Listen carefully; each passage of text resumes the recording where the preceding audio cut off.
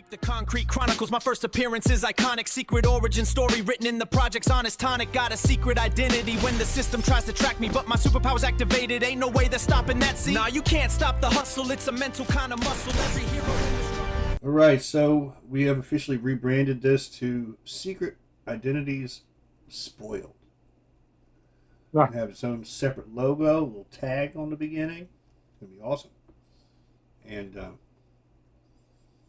this is where our spoiler movies are going to exist from now on. They're going to be in the same feed as the episodes, but they're going to just have a separate intro on them. And eventually they're going to go to Patreon exclusive as was originally intended. Maybe we'll start releasing them as a separate feed after a year or something like that. So if you want to get them, when they're new, go over to Patreon. But yes, indeed. Mr. T-Dubb, I know we said a lot in our spoiler-free review, but lay it on me, brother. Well, what I was saying about this was that I wasn't too thrilled about the way the plot on this went on. I just felt like it was out of order. The pacing was horrible. The lighting was terrible in this movie. I think we had talked about the fight scenes, specifically the standoff scene before the introduction of Lobo in the bar. I think that was poorly shot because it looked like you were a bystander taking cover from behind a table, which was later revealed to was Lobo's first appearance. And I thought that was a waste of an intro.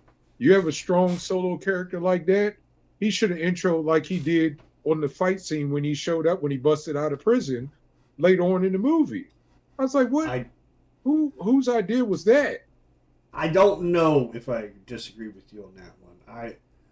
My trouble is that, like, I like the fact that Lobo's in this movie because it expands the movie universe in a direction it's never been before. But Lobo is not a favorite character of mine. So,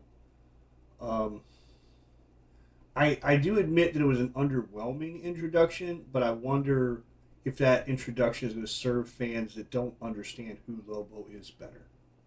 Right? So, like, I would love to hear somebody who had no idea who Lobo was if they felt like they understood or they wanted to know more about that character based on that introduction.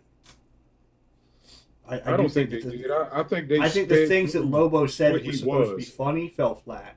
I think people said, "Oh, he's hysterical." I think those are people that are bought and sold for Lobo. I don't think that Lobo was funny near as often as people pretended they did when they were reviewing this movie. I heard one person say that Lobo was added when they found out this movie was no fun. I think that's incorrect because Lobo was announced to be a part of this movie going way back. They found out there were problems with this movie 6 months ago. Yeah. They did test screenings for this movie, and they came back and were like, it has a villain problem. Yeah, they have it did have a villain problem. It sure did. That villain was I'm gonna agree and disagree with you because I do not think Kerr or Ken or whatever his name was a very interesting villain, but I also don't think he was the villain. I think in a very meta way, Kara's grief, her depression was the real villain of the film, and it was winning when you started the movie, and it wasn't, and it was not. And what I was alluding to earlier, what you were talking about, the bystander effect in the fights, this is what I was talking about in the spoiler-free part of the episode, where I think that was an intentional choice of the director, but obviously a bad one. Because early in the film, all of the fights are very obstructed, they're very claustrophobic, there's either something in your way, or you're scrammed into that, I'll come back to that. So you're crammed into that bus, that space bus. There's all this weird stuff going on in the movie that makes everything feel you're trapped in the scene. But then Yeah. as the movie goes on and on and on, after she commits to being Supergirl, everything opens wide up, and you have big Technicolor Supergirl suit. You have big wide open fights on the top of the the Cadillac from Star Wars.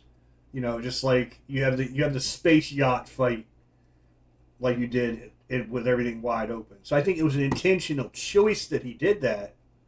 I just think it was actually a mistake. I think he did not serve the purpose it was supposed to serve, or if it did serve the purpose for telling the story, it annoyed everybody that was there for the superhero fights that could have saved their experience. So even if you weren't there, bought and sold for this coming of age story for this girl, and you were there for the superhero fights, you would have been satisfied if more of them weren't hidden behind some luggage. So I think it was, Well, you never even got to see any standouts except for the guy that I mean, his henchmen didn't really do anything either to stand out. Usually when it's a villain buildup, you know, you got a couple of henchmen that subdue the hero for a little bit or something, or somebody they have to revisit and come back to. That, oh my gosh, that goes to my point that the villain of this movie was not the villain. The villain of this movie was something a little bit more ephemeral, which that's a bold game to play when people are looking for big dumb superhero movies. So I'm not saying you're wrong for feeling the way you're feeling. I just think that they made a very intentional choice. I don't think they underestimated their audience. I think they did not understand or did not take into consideration the expectations that people were going to come to this film with, and they were going to be judged by those expectations. And I feel like if you're making a movie in the superhero genre and you don't think people are going to come in with certain expectations for as far as what you're supposed to deliver, you're making a mistake. So I don't care how artful Gillespie wanted to be, he still made a mistake by making the choices that he did. That the little sidekick girl where her family was murdered in the first 5 minutes of the movie. I understand it, but I mean, we already had Kara's problems, so I mean, somebody else added on, you know, the whole sword thing. It just felt forced. Well, I mean, I just didn't feel like this whole direction of this movie. It just felt dirty. It just felt like we talked already a little bit in the non-spoiler about, you know, Supergirl just, you know, she's drinking out her problems, her sorrows, she's vomiting. She wore that damn trench coat for 85% of the movie. That annoyed me. I'm like, it's a Supergirl movie. If somebody would have got mad enough to leave that movie by the third act, they would have never seen her in her super suit. It's not a Supergirl movie until the end of the movie when she becomes Supergirl. And I'm telling you, that goes to my point. That movie was supposed to be about the metamorphosis of Supergirl.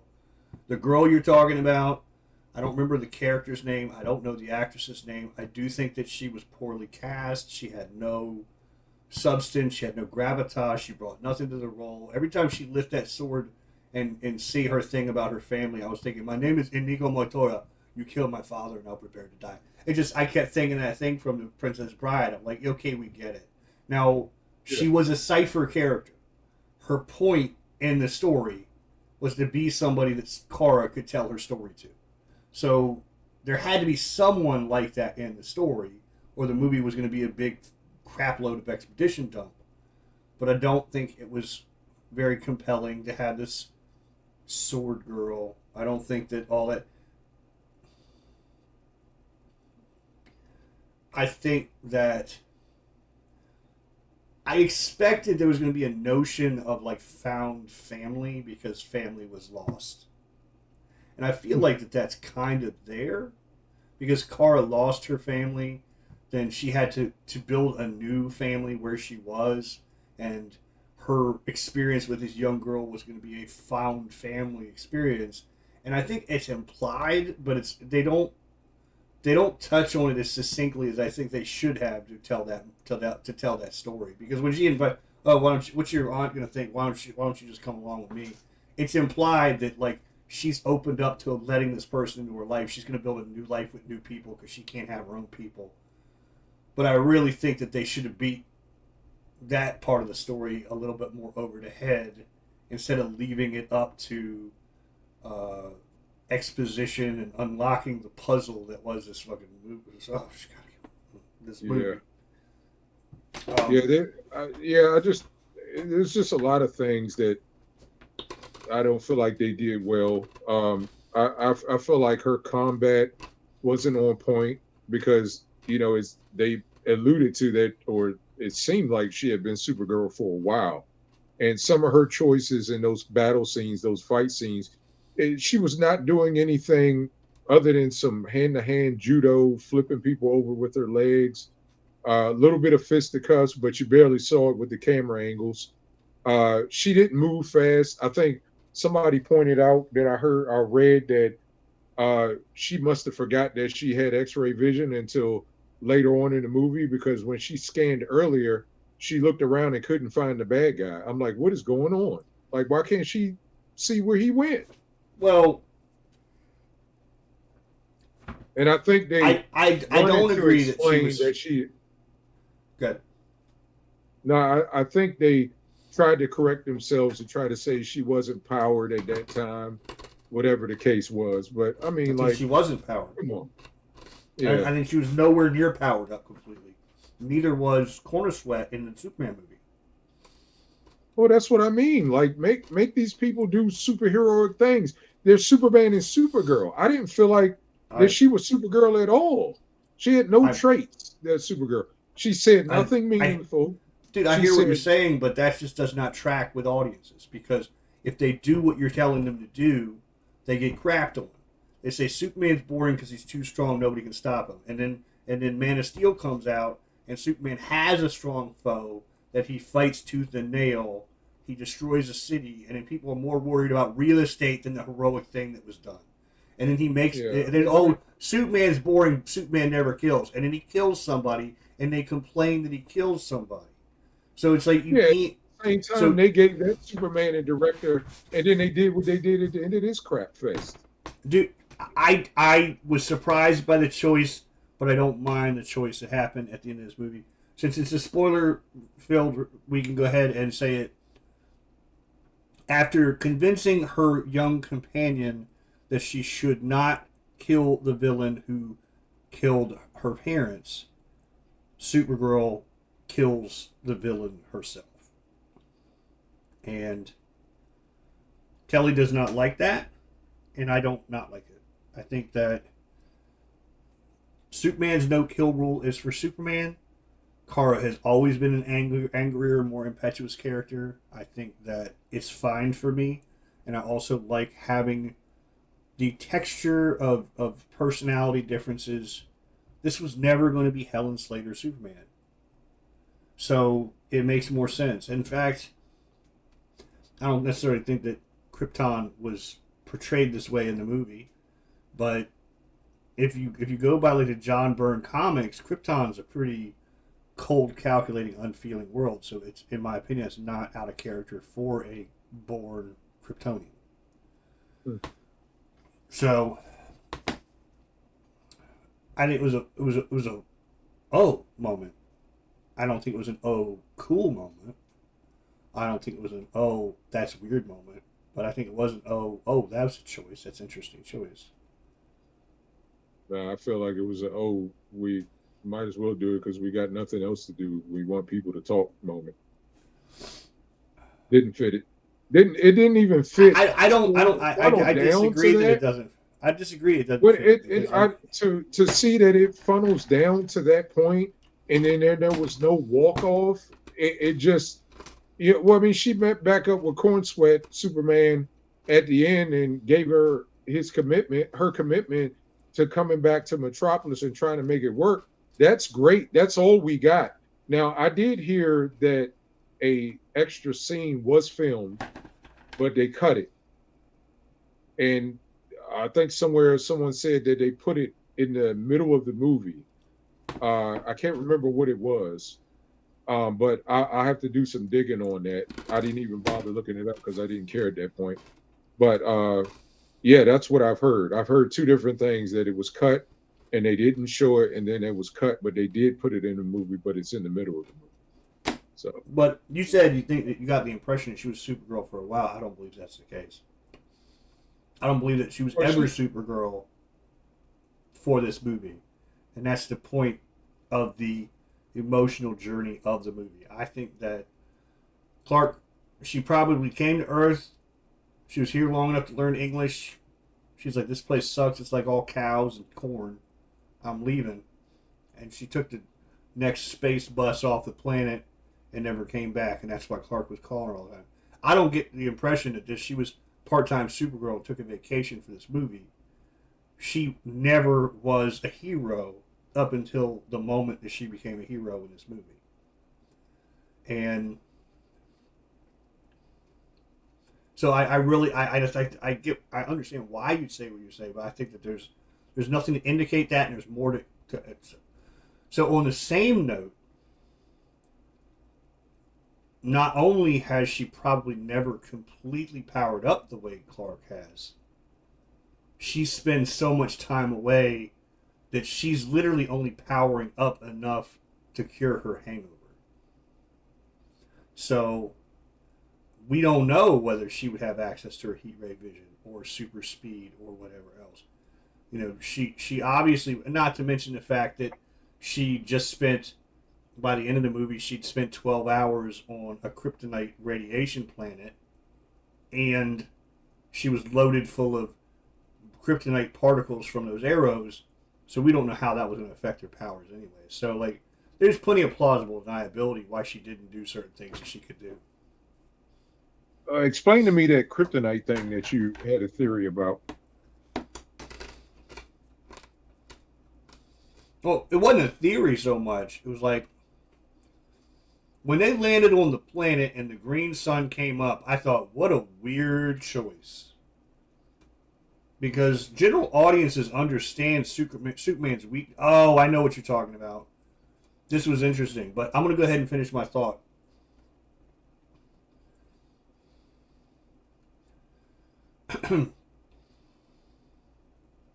When the green sun came up, I was like, oh, what a weird choice. General audiences understand that kryptonite hurts Superman, but they don't understand it's green kryptonite radiation in general. So I thought, like, you're going to have to explain this. Nobody's going to understand she's going to get sick just because the sun is green on this planet. But in the flashback, when they're talking about the whole city of Argos getting sick from the kryptonite poisoning, they mentioned that it's a rare mineral from Krypton that got disturbed when the planet exploded. And I thought, oh, that's interesting. That's the first time I've ever heard an explanation as to why kryptonite is affecting Kryptonians when, sure, Kryptonians didn't have a red sun where they come from, but they still weren't dying as a result of their planet. So why all of a sudden would chunks of their planet make them sick? So it's the first time they ever explained, kryptonite was a rare mineral from the Earth, from their planet, that made them sick. It's not just a part of Krypton.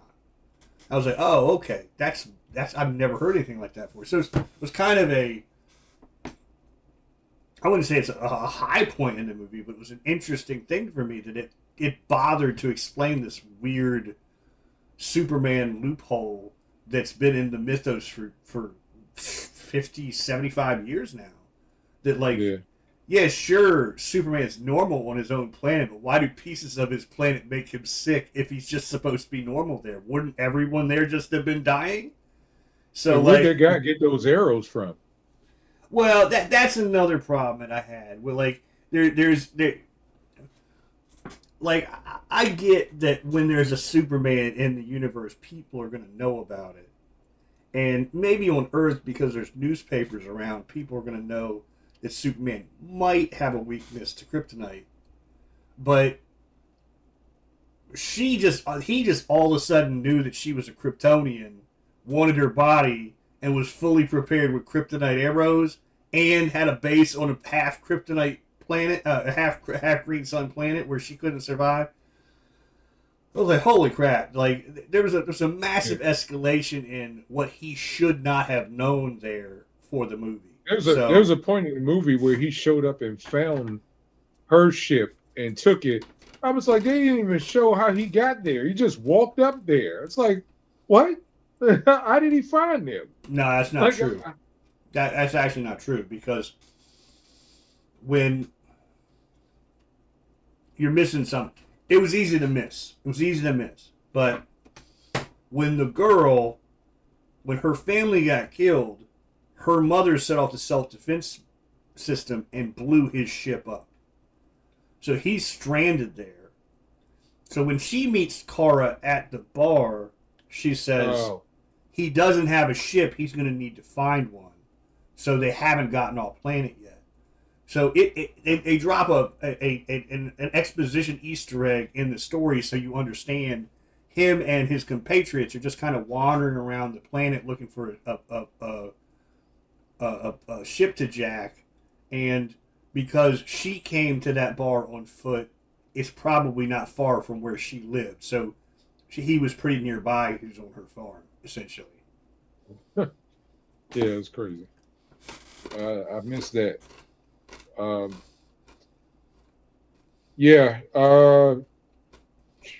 Man, I felt like the flashback scenes, the second flashback was a little bit more in depth, showing her parents. I thought that was cooler, but I felt like that should have been at the very beginning of the movie. I think the order of and that then you get into the other piece with her companion and how she lost her people, and then you unpack the rest.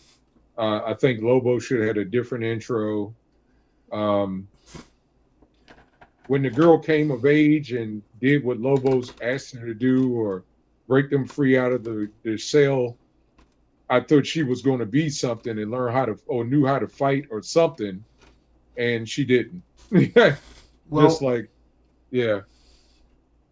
One thing that I thought, this is when I feel like the onslaught of unfair stuff started coming in for the movie, and this is when my hackles kind of got up that this movie wasn't getting a fair chance, because I don't mean this as a derogatory term towards you, but the Snyder Bros were showing side-by-side pictures of, I guess it's Ursa. No, it's Feora. Feora in Kryptonian battle armor from the Man of Steel movie, and putting it side by side with Kara and her pod and her silver friggin' space pod outfit, and they're saying, oh, this is what battle armor looks like in the Snyderverse. This is what battle armor looks in the Gunn-verse. And I'm like, you're comparing a lifetime soldier in their soldier costume to a little girl that got put in a VW bug and sent through space. You know, it's just like it's a straw man argument if ever there was one. You know, you can say I don't like the aesthetics of this, even though I think that the aesthetics of the Kryptonian flight suit, I think, were pretty derivative of the Christopher Reeve Kryptonian look that Marlon Brando had with the bright whites and the foil surfaces and stuff like that. So, but to put those two things side by side and say, see, this is how uncool this is because this doesn't look like that. It's like, yeah, General Zod isn't going to dress like a 12-year-old girl. You know, it's just like, duh. We talked about the music. Non-existent. I was expecting so much out of this, but again, this is me being wrong-headed though, because I was thinking, man, I love a James Gunn soundtrack, but this was not a James Gunn movie, and I think, how crappy would it have been if you forced this director who had his own vision to do what he wanted him to do? I don't think that's his intention. Now, that might be the Marvel way, where every movie follows Kevin Feige. I don't know. Kevin Feige's Feige's vision. Every movie follows Feige's vision, and it's his way or the highway, and he gets the last say. But I have a feeling that's not what you're going to get out of DC Studios movies. I think every movie's going to have a texture. Everybody's going to have a thing. There's going to be a common thread. I mean, you're playing to all the tastes of the people in the universe instead of selling them all the same thing. And I feel like even though Marvel started out, like I said in the body of the main episode, they started out telling stories that were supposed to have a different taste or a different texture. They ended up just making the same thing. I mean, if you look at Phase 1 movies intentionally, Captain America intentionally a period piece movie, intentionally a 1940s World War II movie, intentionally so. Very effective at it. People thought it was boring, but when you consider period piece movies are so hard to make and they're so expensive to make, the fact that they did that on a reasonable budget was phenomenal. You know, then you got into early Phase 2 when you got Ant-Man was a heist movie, and it felt totally different. Ant-Man 2 was kind of a heist movie too. Ant-Man 3 was kind of like a bathroom break, because that movie was just like, let's just do the throw whatever at the wall, and we have some stupid silliness in the movie too, because that's what we feel like doing. You know, thank God there's no MODOK fans around, because what they did with MODOK in that film, oh, what a travesty. MODOK and the Mandarin. Mandarin is another clear example of Marvel had a tendency to put these steaming piles of, we think that character is silly, so we're just going to do something silly with them. And then they try to roll it back later when the fans aren't happy about it. Because if you watch the after credits to... No, there was a DVD... You might not have seen it. Yeah, I saw it. The one where Mandarin actually contacts the guy from... But you haven't seen Shang-Chi, and that guy who pretended to be Mandarin is a major character in that movie. I saw clips of it. And that's Ben Kingsley. I'm not going to crap talk Ben Kingsley. He's a great actor. I mean, this is a guy who played Gandhi in the 80s, for God's sakes. This guy played an entirely different race. He's a great actor, but how they disrespected the idea of the Mandarin was... Mandarin's a weird one, because it was strongly implied that the terrorists from the first Iron Man movie were working for the Mandarin. That the terrorist organization in the first Iron Man movie was called the Ten Rings. And then they were like, oh... And then they did the quote unquote Mandarin from Iron Man 3, which turned out to be a feint. And then when fans didn't like that, then they doubled down with this after credit sequence on DVD footage thing where the real Mandarin contacts the fake Mandarin and tells him, hey, F around and find out you're pretending to be me. And then the real Mandarin and the fake Mandarin become main characters in the Shang-Chi movie. Not because Marvel had a plan, because Marvel pretends that they have a plan, and they keep trying to roll back the clock and fix their mistakes after they happen. Damn, I wanted to talk about that during the episode. We freaking forgot about it. What's that? The re-release of Avengers. We're going to talk about it next episode. Okay.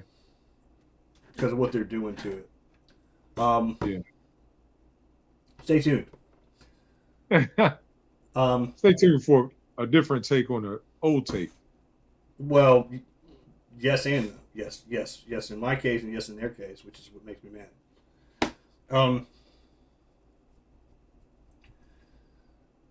I kind of got off track, but the whole point is that these movies having a different textural feel. Unfortunately, the textural feel of Supergirl is, I went to the beach, I got rained out, but I got a lot of sand in the crack of my ass, and it's hurting me as I'm driving home. That's the textural feel of this movie. It's dingy, it's dirty. There isn't a whole lot pleasurable about it. There isn't a whole lot to smile about it.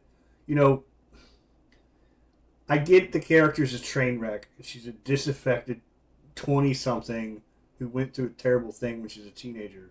But if she had more personality on screen, I don't think Milly Allcock's a terrible actress. I think she acted the script that was handed to her. But if she had more humor, more of a sharp wit, more of a disaffected sarcasm like you would get out of a disaffected 20-something, the movie would have had more opportunities for funny. I feel like the Lobo character, I think he could have been a lot funnier. He could have been a lot more turned up to 11 because of who he is. I don't think all the posturing was really necessary. So, I don't know. Yeah, I think there's a ton of things that could have been fixed or left on the cutting room floor, as they say. To me, it just could have been for whatever reason, I feel like it could have been a lighter movie, a lighter tone. I personally, this is my personal take. I think from a Superman family point of view, it should have been a little bit more Superman in it, but maybe at the beginning, we got a little bit in the middle and a little bit at the end just to round it all out. I personally would have liked to seen it start off on Metropolis and a incident maybe caused her to have flashbacks rather than Crypto being the reason that we're doing all of this. I think some stuff on what drove her away from Metropolis would have been interesting to see. Then we get into the origin and the flashbacks. I kind of feel like you got that in a way, though. I mean, you got to think it's not her home, and you remember when they did that flashback sequence when she's like literally hearing all the noise of the city. You know, so like I think there's enough there to imply why she wouldn't want to be there, why she'd want to anesthetize herself with a bunch of alcohol. And I didn't want to say this in the episode, but hey, we're on the other side of when I was a drinker, I was kind of one of those self-destructive drinkers. So I can completely relate to the kind of drinker that Supergirl was, because I could have done less damage if I just hit myself in the head with the bottle when I was drinking the way she does. And it's because I wasn't in a happy place in my life. So I kind of relate to that a little bit more. And I understand that if you look at those obstructions in the fight, I mean, another thing to mention is that there is a ton of fighting in this movie. Like every 15 minutes, there's a fight for some reason. And you think that would be a good thing, but it's a frustrating thing because Gillespie does this thing where the earlier fights in the movie are obscured. But I think that obstructed view of the fights is supposed to be like a commentary on where Kara is in her life. And then it opens up the way it does as she pushes towards the end of the movie because it's a metamorphosis. You said something earlier in the non-spoiler review about there not being any heroism in the movie. I don't believe that. You got the bus fight, you had the heroism. You had the saving the slave girls that are in the crashed ship at the end of the movie.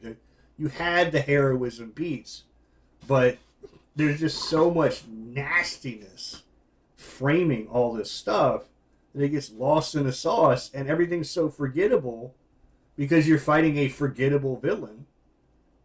You know, Mad Max and the Road Warriors Part 5. You're fighting this forgettable villain in the movie that you completely forget about those times. Like, oh, they did fight a lot in this movie. I didn't even think about that. But how many times can you bash some dude with a nose ring in the head? It's like, it's like this movie without the emotional beat, without the emotional transformation that happens in the movie. This is Supergirl versus Saturday staff at Hot Topic, and it just doesn't come off.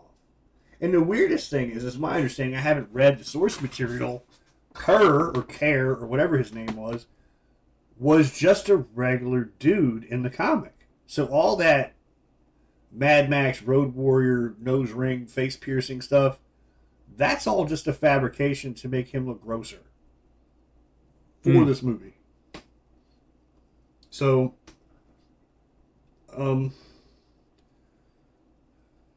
so I guess, like, my struggle with this movie is how I always say there's something good. You gotta find the good in this one.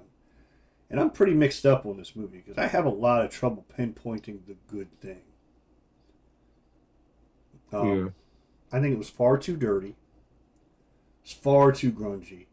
And, you know, Milly Allcock's gotten some criticism from former Supermen, especially,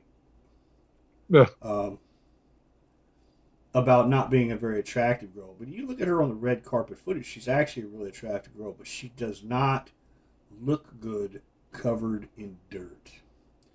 And she spends this whole movie covered in dirt. And, you know, it's not her job to be a sex symbol. She's not supposed to be there to be eye candy. But it's really hard to root for somebody that looks like a trash bucket, you know? So, so I think that's a weird choice. You know, I understand it's supposed to be an extension of how, of who she was, but I think there could have been a better way through. I agree that this movie, I think, could have been more effective if it was something else. I think if they did this movie as... I told you my pitch earlier. I would have done this movie as Hell. Hell comes to Earth. Hell, for those of you that don't know, was a new villain that was added to Superman and Supergirl during the New 52. He's essentially a badly scarred former soldier from Krypton. And in the comics, Superman doesn't trust him. But Kara, he represents one of the only people in the world that remembers what her planet was like when it was still around. So she has a kinship with him. So she really has a trouble seeing when he starts making a turn to do not so good things, as Kryptonians seem to do with the powers that they incur from being in our environment. So I think that if you did that story, you would have had the Krypton connection, that you could flesh out the stuff from the first Superman movie. You would have had a plausible reason and someone, a cipher character that wasn't some girl with a sword that Kara could explain and commiserate with about what happened to the planet, and then her change to being Supergirl, embracing to doing the right thing over the angst over losing home, could be more symbolic in her turning against that friendship when he goes wrong. So I think that you could have had all those things without wrapping it up in a bunch of cheese. But here's one of the things I think that kept them from doing that, Kelly. And I don't know if you know what this is. As a writer, I'm aware of it. There's something called the Bechdel test. Have you ever heard of the Bechdel test? You hear about this all the time in writing, in movies, in comics. It's a big criticism for comics.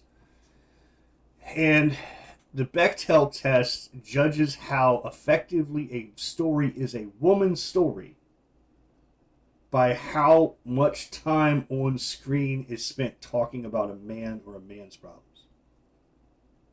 And you'll see things that focus on women are guilty of stacking the decks so they pass the Bechdel test all the time. And the Bechdel test isn't a scientific principle at all. It's made to sound like it is one. It was made up by some writer years ago, but people spout it off like it's a real scientific litmus for psychology. It's not, but it still comes up time and time and time again. I'll look it Um,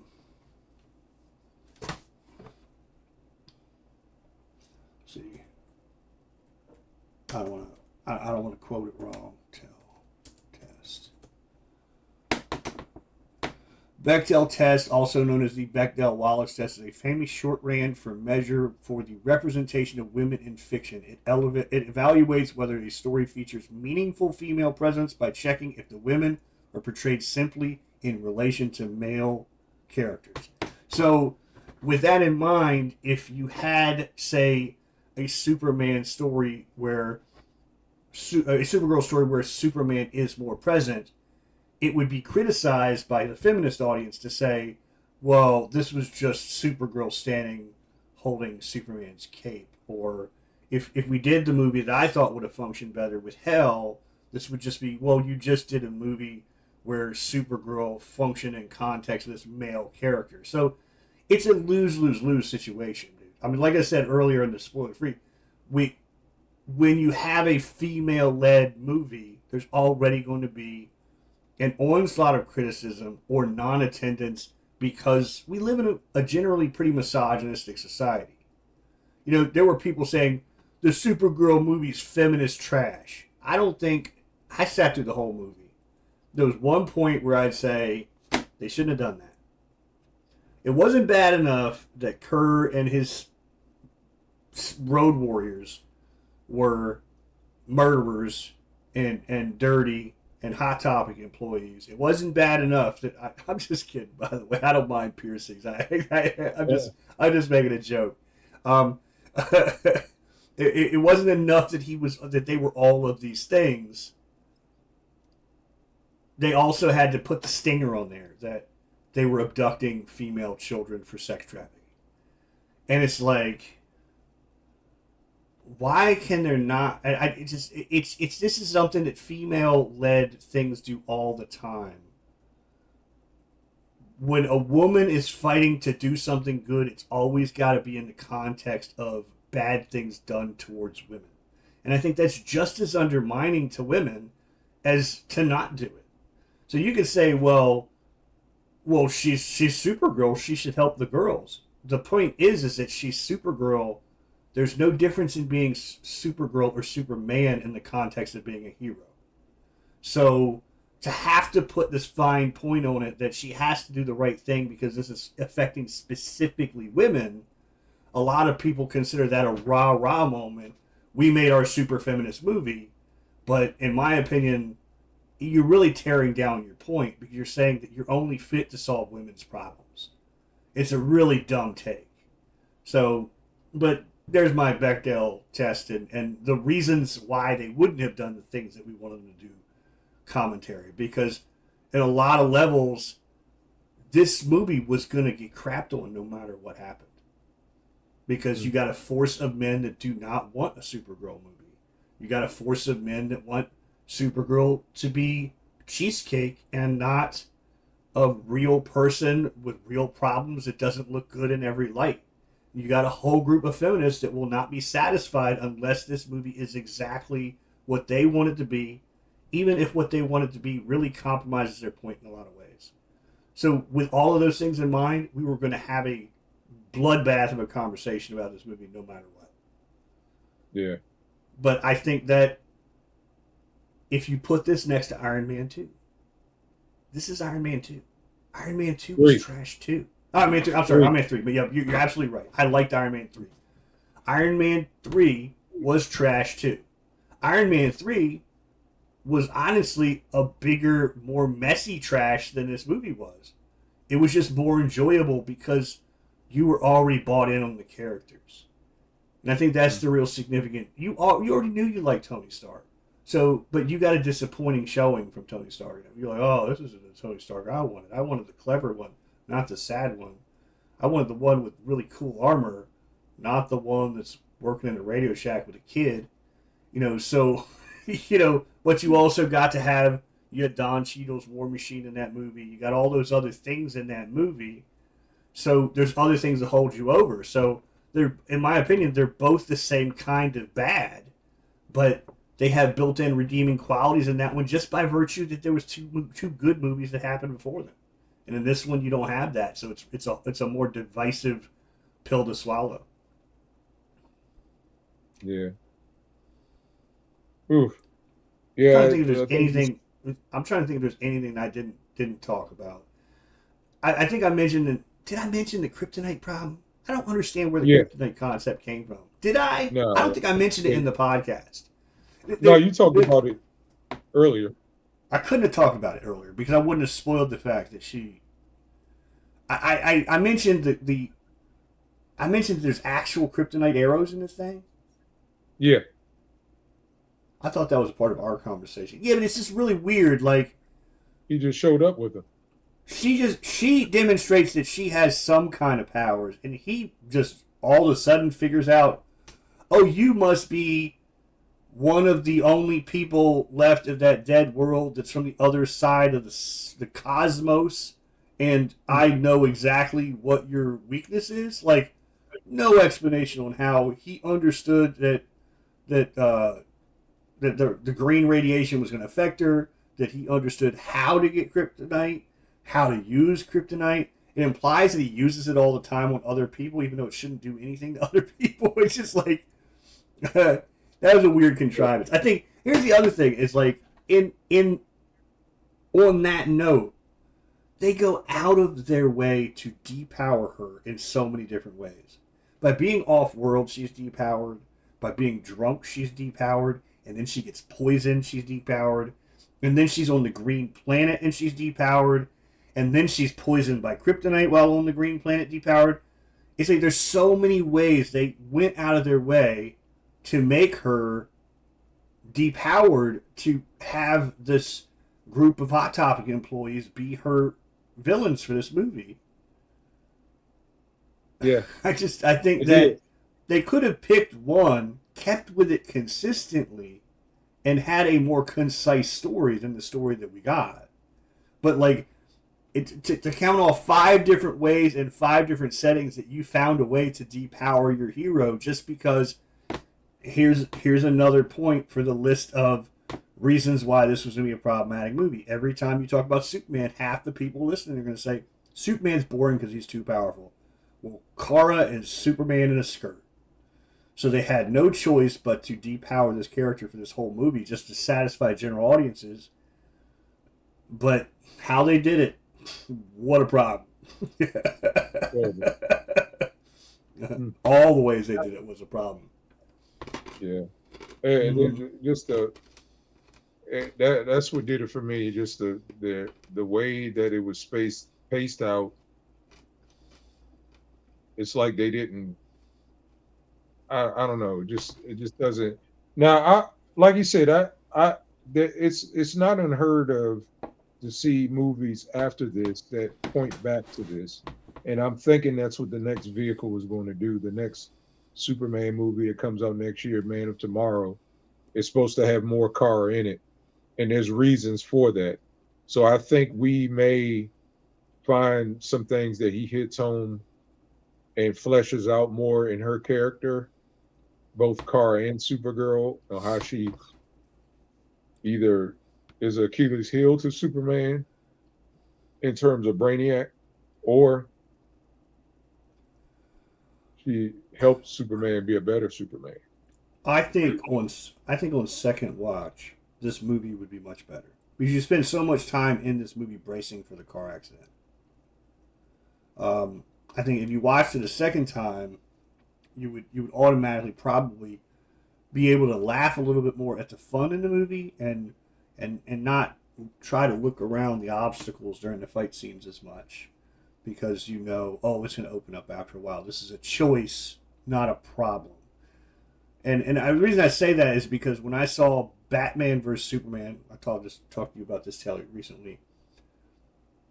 So much of that movie, the first time I saw it in this theater, yes, I saw it more than once in this theater. That's how dedicated a fan I am. I saw it with my brother the second time.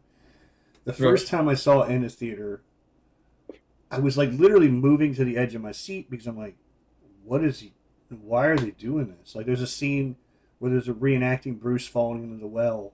He falls into the well and he lifts his arms and then bats start flying all around him, and that's cool. But then the bats start lifting him off the ground, and I'm like, wait, what? Like, was he flying Batman? And it turns out to be a dream, and you're like, oh, it was a dream. But all that was going into my head at the time was, and this is an example of Zack Snyder trying to be artful with a movie, but artful isn't acceptable when you're trained by the Marvel method. Nobody was saying it was very artful what Zack Snyder did in that movie. They're saying, what was the flying thing about? What was the Martha thing about? We can have that. We're going to eventually review that movie, and I'll have that conversation. But I'm not saying these are genius moves, but they're attempts at being clever and being artful. And because Marvel has been the tastemaker for what you expect from superhero movies, anything diverts from what you expect to be right, you're automatically taken out of that movie. But when I saw that movie the second time and I understood these were just artful flourishes and he was just having a dream and he wasn't really flying up with the bats, that movie was really enjoyable. But the first time I watched it, I'm sitting on the edge of my seat and I'm thinking, I'm the comic guy at work. I'm going to have to apologize for this movie. I'm going to have to explain for this movie.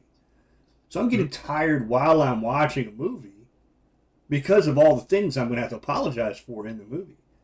This one gives me the same feeling, where I feel like there's a lot it got wrong, there's a lot that's misunderstood, and while I was watching that movie, I had this feeling like I'm going to have to do a podcast on this and explain this. And it is a mess. This movie is a mess, but it's not just a mess of poor filmmaking.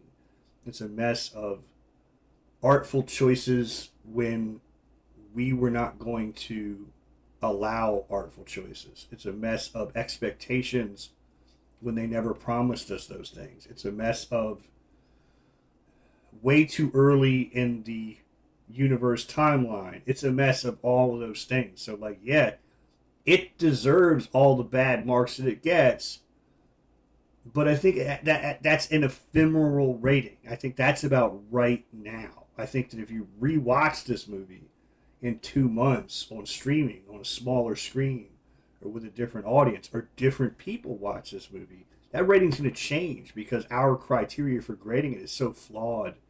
It's just got all the baggage we brought to the movie. It's got all the baggage that we're taking out of that movie because we're really big invested in the Gunn universe succeeding, me and Telly. So, like, when things start going in the movie, we go into freefall mode. It's going to ruin our movie experience. But now we've already fallen. We've already hit the ground. So if you watch that movie a second time, was Pat Bat better the second time, Kelly? I haven't watched it a second time. Yeah, I have, but no, it wasn't any better. Not by any means. I would say this movie. I don't know what Pat Bat was. Batman with Robert Pattinson. I still don't know what it is. And I don't know why they're doing a sequel and why they're doing it in this unit. I agree. Why they're doing it if they already have a DC universe Batman? Why does this Batman exist? They can't explain it.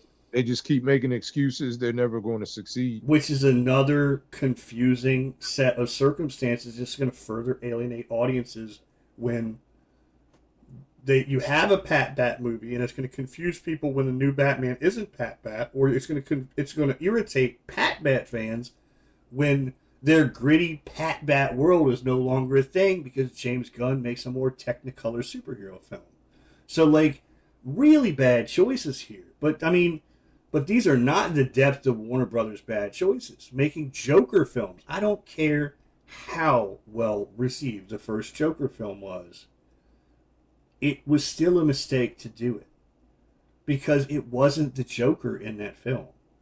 If Brian De Palma or some other amazing movie director comes out of the woodwork and says, DC, I want to make one of your films, I'm going to use one of your characters, but I'm going to make a movie that doesn't look anything like your character, has nothing to do with the world that your comics are in, DC should say, no thank you, but we'd like to see that movie that you're going to make. You could just call it Clown or something. They keep letting these auteur directors come in, like the Nolans, like I'm spacing on the name that did Scorsese, Martin Scorsese. did the Joker. They keep letting these auteur directors come in and put their directorial stank on the movie and tell the story that they want to tell. Who cares what the source material says? Who cares about the interconnected universe and what you're doing with your long-term plans? This is confusing the hell to general audiences. It was hard enough convincing audiences that movies were connected in a large way, and 3 Marvel movies that come out this summer are all in the same world. But now they're trained, stop doing stuff that compromises that. And someone, I can't remember who now, commented to one of our last episodes, and it brought up the conversation of the multiverse. Movie studios keep wanting to get cute with this multiverse stuff and pretending like, oh, because there's different versions of Spider-Man now, that's all multiverse. And everybody keeps trying to embrace the multiverse as a part of their cinematic stuff. It's a cop-out. Just tell your own damn story. You don't need the Easter egg in your movie to pretend that the other movie's still valid. The people that like that movie will like that movie when you don't acknowledge it in your movie. Yeah. We don't need to start talking about multiverse in these movies. Tell the story you want to tell. Stop carrying baggage for other movies. And Marvel's getting real guilty of this. Because Marvel is making movies that are chock full of cameos and Easter eggs for characters from recycled franchises that don't enhance the film. How much money did they have to pay Chris Evans to come on to the Deadpool movie and play a fake out Human Torch instead of Captain America? How much money did you have to pay that guy just to make a joke at the expense of a franchise that nobody cared about and thought about that character in the context of? Oh, because it's a funny multiverse moment. It ain't that funny. It's a long walk. It's a whole aside in the story for no damn reason. So we don't need to bring that into the films. Start making the films about being films. Start making them stories about the characters with a beginning, middle, and end. And stop trying to spiderweb everything out into an interconnected universe or an Easter egg for another movie or a commercial for a movie that's not coming out. That's the Marvel problem. Because Marvel wants to sell you what's coming in Phase 4, but what's coming in Phase 4 sucks because they planned it poorly. So you end up with a movie full of things that suck and nobody likes them. They try to prop them up with Easter eggs to things that you bought 30 years ago, like Wesley Snipes as Blade or Chris Evans as Johnny Storm. And these are supposed to be the funny moments that make those movies work in the long run. They just don't. Now, am I saying Deadpool wasn't fun? Yeah, it was okay. It was a lot of fun.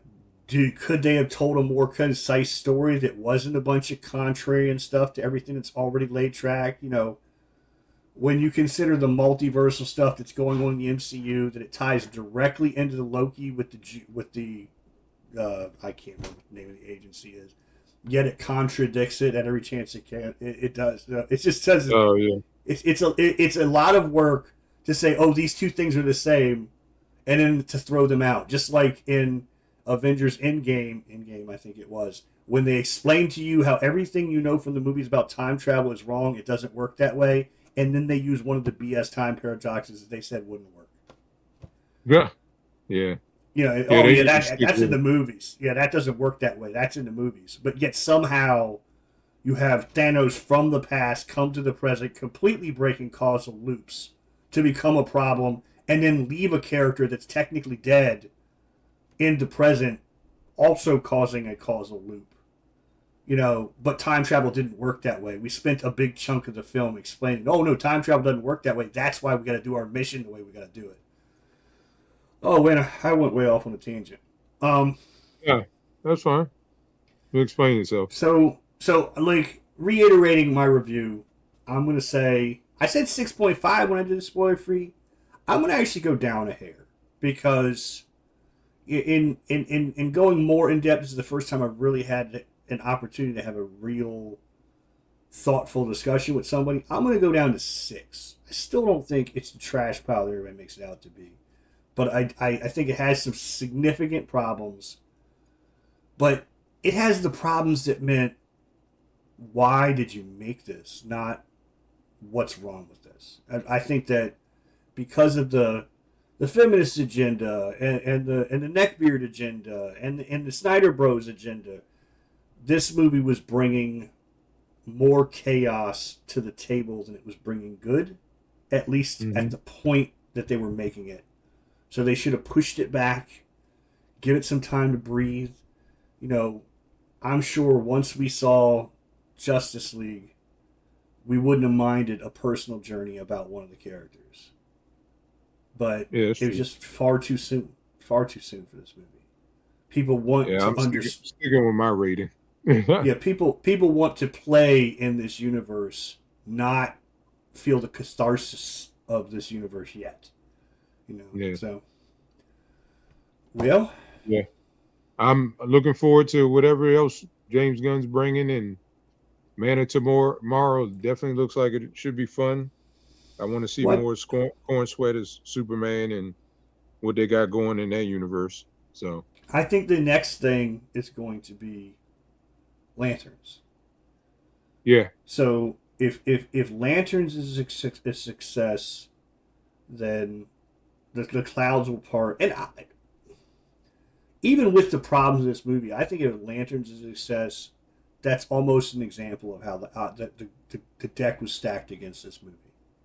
I really feel like the deck was stacked against this movie. No matter what this movie did, for all the things I've laid out in this discussion already, this was already going to fail by